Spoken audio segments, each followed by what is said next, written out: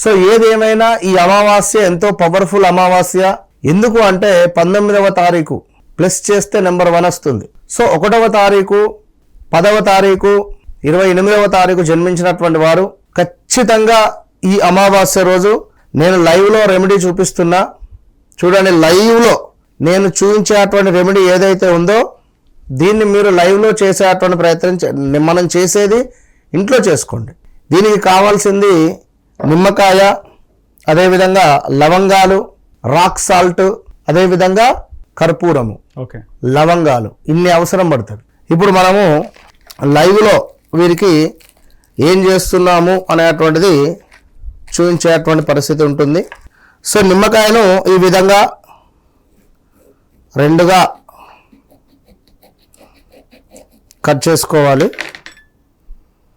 ఇలా నిమ్మకాయను కట్ చేసినటువంటి నిమ్మకాయను, సో దీనికి మంచిగా చూడండి లవంగాలు కూడా తీసుకోవడం జరిగింది. మనం ఈ లవంగాలను దీనికి డిప్ చేయాలి. ఓకే, 1 2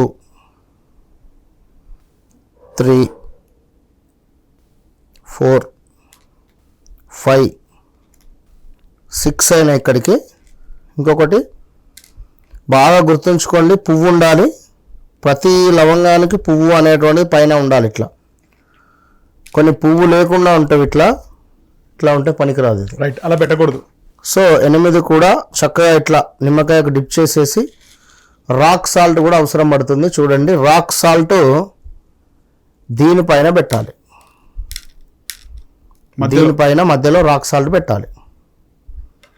పెట్టిన తర్వాత దీనిపైన ఒక కర్పూరం అనేది పెట్టాలి.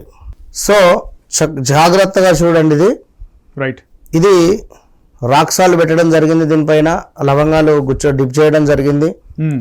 దీనిని ఎగ్జాక్ట్ ఇట్లా చేతిలో పట్టుకొని అద్దం ముందు నిలబడాలి. అద్దం ముందు నిలబడి దీనిని ఇలా దిష్టి తీసుకోండి. ఓకే, అద్దంలో మిమ్మల్ని మీరు చూస్తూ దృష్టి తీసుకోవాలి. పొగను కూడా చూస్తూ చక్కగా కూడా ఫీల్ కండి.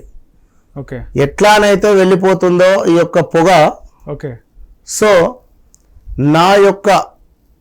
నాపై ఉన్నటువంటి నరఘోష శత్రు సంబంధిత బాధలన్నీ కూడా నాకు తీరిపోతున్నాయి, థ్యాంక్ యూ మహాదేవ అనుకోండి.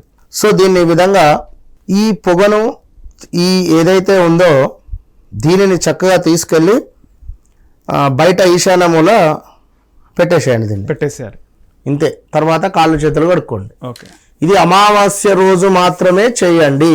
ఓకే.